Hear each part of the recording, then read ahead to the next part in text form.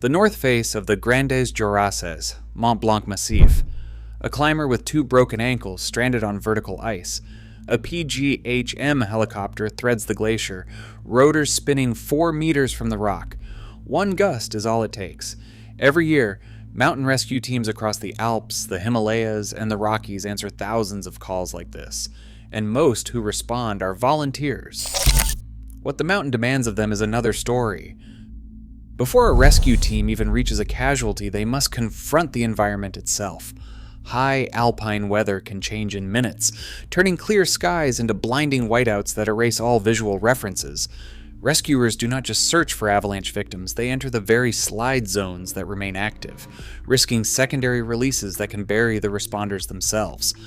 At sub-zero temperatures, the threat of hypothermia and frostbite applies equally to the stranded climber and the technician hanging from a rope. On vertical rock and sheer ice, team members must operate mechanical rigging systems under heavy physical loads while clipped into a single anchor point. Above 3,000 meters, altitude-driven hypoxia quietly degrades cognitive processing, slowing reaction times and clouding decisions when safety margins are thinnest. When a mission transitions from a rescue to a body recovery, the physical dangers yield to a heavy psychological toll.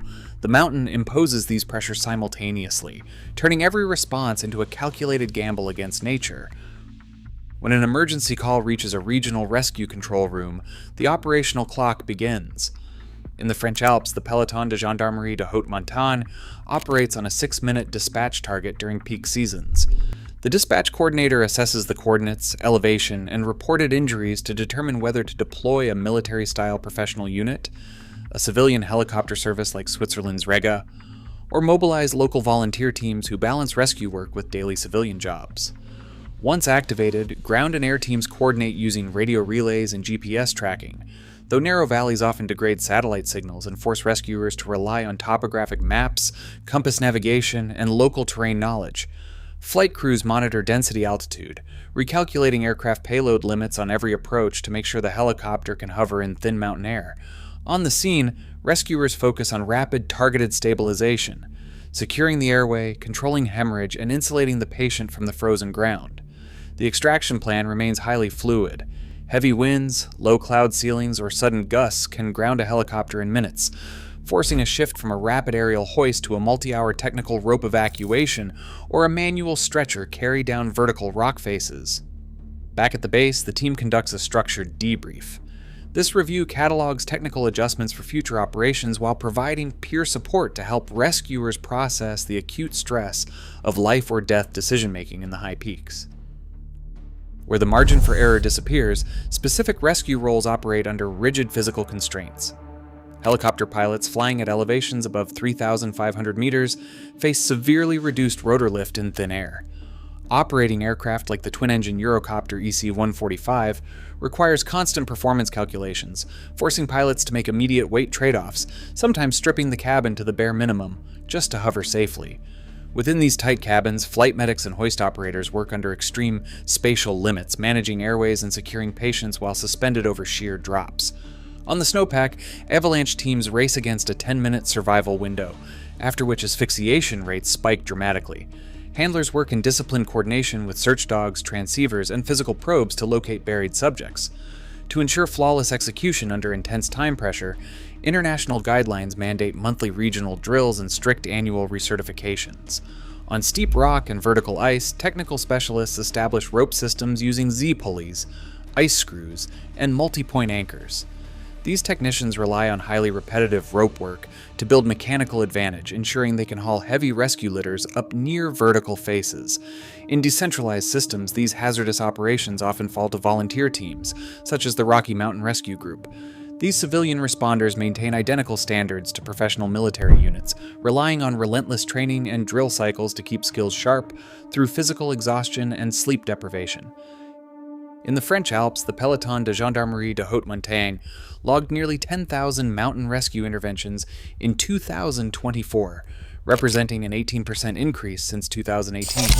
Across the border, Swiss Air Rescue, known as Rega, recorded 19,997 missions that same year, evacuating 12,847 patients, an average of 35 operations every day.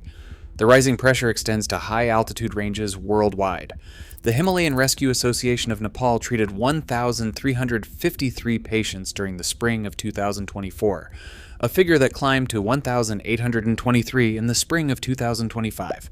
In the Rocky Mountains, annual volunteer callouts now exceed 1,500 missions, while Patagonia's remote parks recorded 68,000 visitors in 2024, compounding the strain on regions where formal rescue databases remain incomplete, but emergency calls continue to mount. The physical toll on the personnel who absorb this workload is documented. Italy's National Alpine Rescue Service, CNSAS, recorded 784 injuries among its 7,000 volunteers in 2024. 41% of these injuries occurred during live rescue operations, rather than training drills. Long-term Italian data reveals the ultimate hazard of the work, showing a 2% fatality rate among rescuers who sustain injuries in the line of duty.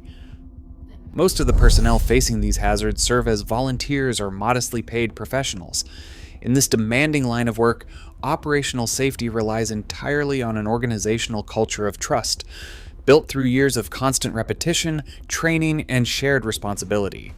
Facing repeated danger on vertical rock faces, active glaciers, and unstable snowpacks creates close-knit bonds among team members, but the physical and mental demands extract a steady, heavy price.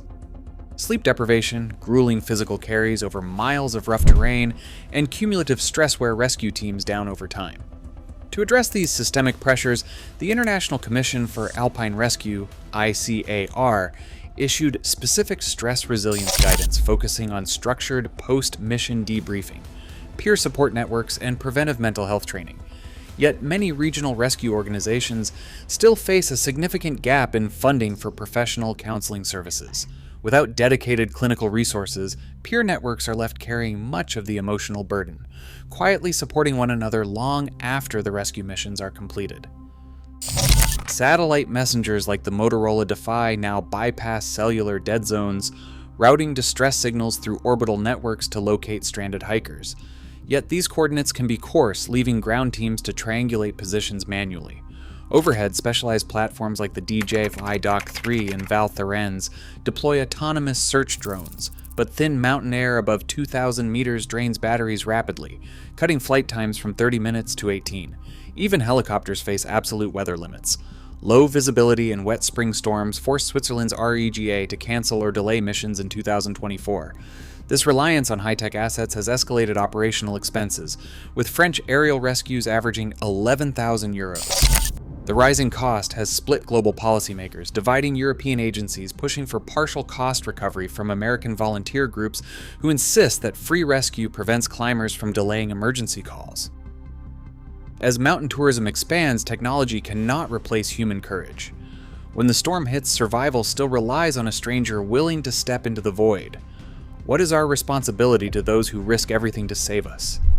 Share your thoughts in the comments below.